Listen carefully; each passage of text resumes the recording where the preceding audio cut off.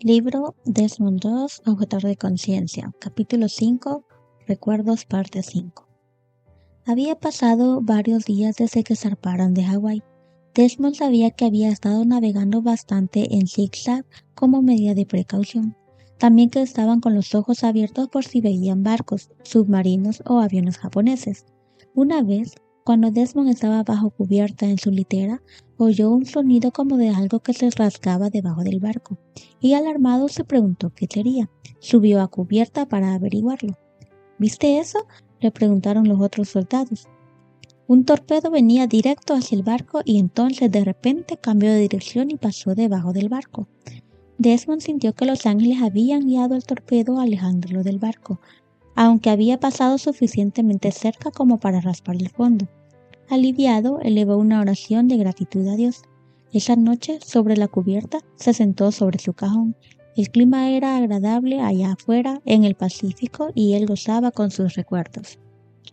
La abuela de Desmond había criado gatos malteses. Ella pensaba que eran los mejores gatos que existían, pero los gatos machos del vecindario a menudo se acercaban para socializar con las gatas de ella, y el resultado eran crías mestizas. El señor Dos quería matar a los gatos machos del vecindario desde su ventana siempre que podía. La abuela temía que él también matara a uno de los gatos de ella. Sin embargo, estos parecían tener un sexto sentido del peligro. Cuando se abría de repente la ventana, corrían para meterse debajo de la casa. «Desmond», dijo la abuela un día, «quiero deshacerme de 7 gatitos mestizos. ¿Quisieras tú atraparlos y llevarlos al arroyo para ahogarlos allí? Te pagaré 1 centavo por cada uno». Y así fue que Desmond llevó al arroyo los gatitos en una bolsa y los tiró al agua. Cuando vio a los gatitos desesperados en el agua, trató de rescatarlos, pero no pudo, y al final se ahogaron. Él no podía recordar si había recibido los 7 centavos, pero entonces decidió que nunca ahogaría a otro gato, no importa cuánto dinero le ofrecieran. La abuela y los animales también tuvieron algo que ver con que Desmond fuese vegetariano. Ella criaba pollos y de vez en cuando iba al gallinero, atrapaba un pollo, le retorcía el pescuezo, lo limpiaba y lo cocinaba para la cena. A Desmond también le gustaba comer pollo, pero un día, «Desmond, ¿podrías matar un pollo para la cena de hoy?», le pidió la abuela. «¿Yo, abuela? Oh, no, yo no quiero matar un pollo». Desmond sintió que temblaba un poco al decirlo.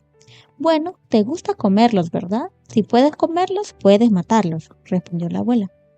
Él pensó en un pobre pollo saltando por allí sin su cabeza, solo para que él gozara comiéndolo. «Abuela, no voy a comer más pollo», anunció. Y así fue. Algún tiempo más tarde, Desmond conoció a un joven que trabajaba en el matadero Kennedy en Lynchburg. «Leroy, me gustaría visitar el matadero algún día», pidió. «Claro, ¿por qué no? Ven mañana por la tarde, no trabajo a esa hora y puedo mostrarte todo», lo invitó Leroy.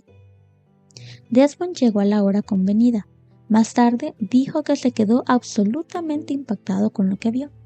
Una cantidad de vacas eran piel y huesos y parecían enfermas.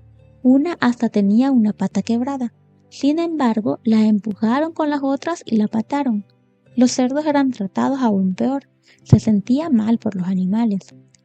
Cortan la carne separándola de los huesos, aun cuando están enfermas. Si tienen alguna herida, recortan la herida, luego muelen toda esa carne y hacen hamburguesas con ella, explicó Leroy. A Desmond le gustaban las hamburguesas. Pensó en cómo su madre las preparaba y luego las cubría con salsa. Pero, después de la visita al matadero, perdió el apetito por las hamburguesas. Eligió ser vegetariano. Otra noche, en su rincón en la cubierta del barco, Desmond recordó una ocasión más en la que sintió cómo Dios lo había protegido. «¡Mi pelota, tío Desmond, mi pelota! ¿La ves? Por favor, tráemela». Ronnie, de 5 años, miraba anhelante a su tío. Ronnie y su familia habían ido a pasear a la orilla del Océano Atlántico, y Ronnie estaba jugando con su pelota nueva, roja, amarilla y azul, cerca de la orilla. De algún modo se le había escapado y estaba yéndose mar adentro. Desmond, que con sus 18 años ya era tío, no sabía nadar muy bien. Sin embargo, se las arreglaba y como la pelota no estaba muy lejos de la orilla, se metió al mar y comenzó a nadar hacia la gran pelota de playa. Nadaba velozmente, pero de alguna manera la pelota siempre estaba más adelante que él. No estaba haciendo mucho progreso para alcanzarla. Cuando se detuvo un momento, miró alrededor y se asustó por lo que vio.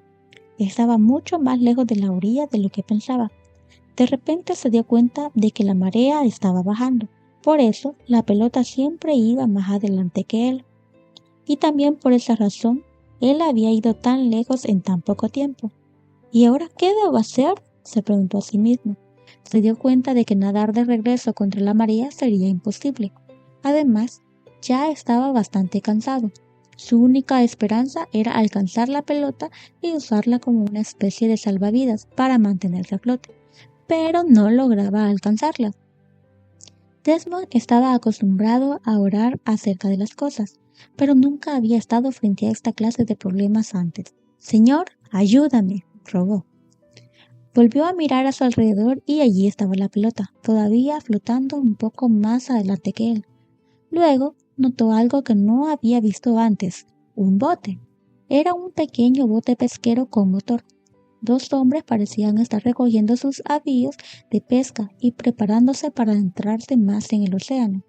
Las olas no eran muy altas, pero eran lo suficientemente fuertes como para que Desmond a veces pudiera ver el bote y otras veces no. Sabía que los pescadores no podrían verlo aun si estuvieran mirando en su dirección. «Señor, ayúdalos para que me vean», oró esta vez. «¡Socorro!», gritó. Pero con el motor en marcha, los hombres no lo oyeron ni le prestaron atención. Comenzaron a dirigirse mar adentro. Pero entonces parecieron ver la gran pelota de playa. Dirigieron el bote hacia ella y la sacaron del agua. Entonces, «¡Hey! Allí también hay un hombre», exclamó uno. Pronto el bote estaba junto a Desmond. «Permíteme ayudarte a subir al bote. Fue muy bueno que te viéramos. Sí que necesitabas ayuda». Desmond estaba muy de acuerdo. Sabía que Jesús lo había ayudado a verlo. No hablaron mucho mientras se dirigían hacia la playa, pues el motor hacía demasiado ruido. Pronto estuvieron cerca de la orilla. «¿Puedes llegar desde aquí hasta la playa?», le preguntó uno de los hombres. «Sí, está bien, y muchísimas gracias», respondió Desmond, mientras tomaba la pelota y saltaba al agua poco profunda. Cuando salió del agua se dio vuelta y saludó con la mano otra vez a esos hombres en un gesto de «muchas gracias». Pero no había ni pescadores ni bote, ni siquiera una estela en el agua. ¿Dónde estaban esos dos hombres que los ángeles habían enviado en respuesta a su oración?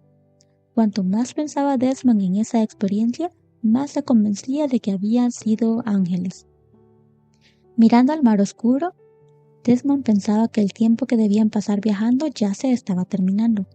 Aunque todavía no sabía cuál era el destino del barco, se imaginaba que pronto llegarían.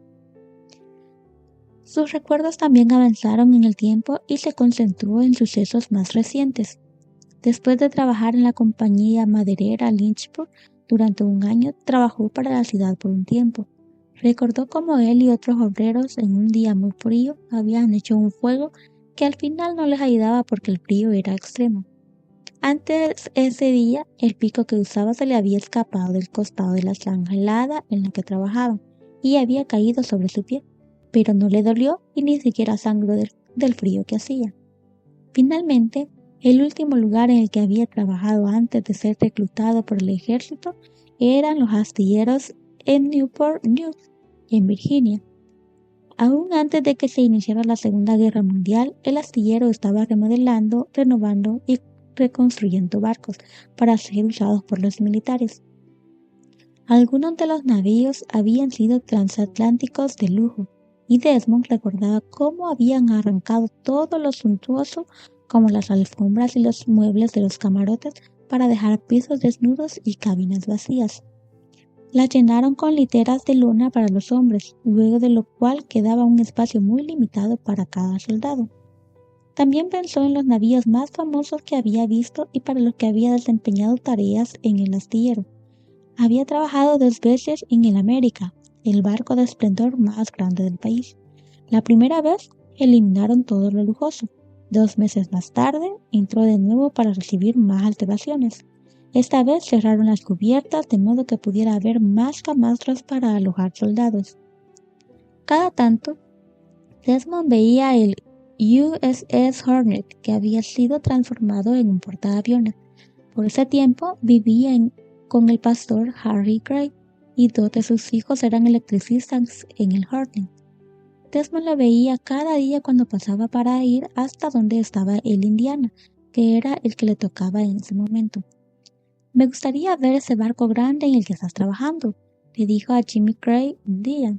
«Claro, ven y te lo mostraré», le respondió Jimmy. Sin embargo, Desmond pensaba que no era apropiado que él ocupara tiempo de su trabajo para ver el otro barco, y al final nunca fue. Más tarde deseó haber ido a verlo. En ese momento nadie lo sabía, pero el Hornet sería el barco que transportaría a los aviones que bombardearon Tokio en 1943. Los bombarderos eran un grupo atrevido, comandado por Jimmy Doolittle. Más tarde, Doolittle recibió la Medalla de Honor del Congreso por su liderazgo y heroísmo en esa ocasión.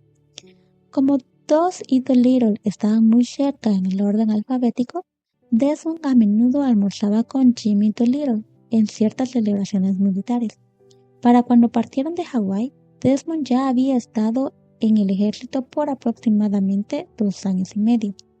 Era el verano de 1944 y por primera vez participaría en la lucha en ultramar. De aquí en adelante, este libro tratará sobre las experiencias de Desmond II en el ejército de los Estados Unidos de Norteamérica.